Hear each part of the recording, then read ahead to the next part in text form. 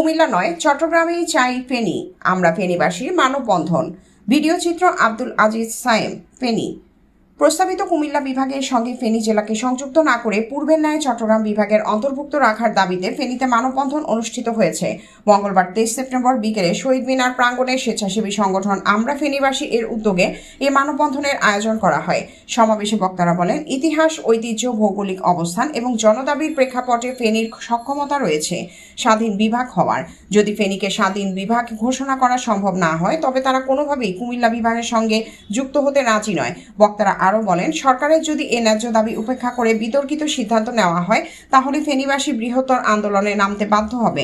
সমাবেশে আমরা ফেনীবাসীর সভাপতি ইয়াকুব নবীর সভাপতিত্বে ও সাধারণ সম্পাদক একরামুল হকের সঞ্চালনায় বক্তব্য রাখেন জেলা যুবদলের সদস্য সচিব নঈমুল্লাহ চৌধুরী, এবি পার্টির সহ সাংগঠনিক সম্পাদক শাহ আলম বাদল, ইসলামী আন্দোলনের উপদেষ্টা মাওলানা রুনুল করিম, আমরা ফেনীবাসীর সাবেক সভাপতি হাফেজ মাওলানা রফিকুল ইসলাম, প্রাথমিক শিক্ষক সমিতির কেন্দ্রীয় মহাসচিব মহিউদ্দিন, ফেনী জেলা জামায়াতের সেক্রেটারি আব্দুর রহিম, জেলা স্বেচ্ছাসেবক দলের সাধারণ সম্পাদক এস.এম. কায়সার এলিন, গণ অধিকার পরিষদের জেলা সাধারণ সম্পাদক রেজাউল করিম সুমন, ফেনীর প্রত্যয়ের সম্পাদক আব্দুল্লাহ আল মামুন, ফেনী ছাত্র অধিকার পরিষদের সভাপতি ইউসুফ বাপ্পি, ছাত্র সমন্বয়ক মোহাইমিন তাজিম, অমর ফারুক শুভ প্রমুখ।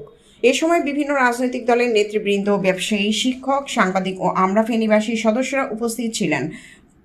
বক্তারা বলেন, ফেনীবাসী দীর্ঘদিনের দাবি ও আবেগের প্রতি শ্রদ্ধা জানিয়ে সরকারকে জনমতের ভিত্তিতে সিদ্ধান্ত নিতে হবে, অন্যথায় ফেনীবাসী কঠোর কর্মসূচি ঘোষণায় পিছপা হবে না।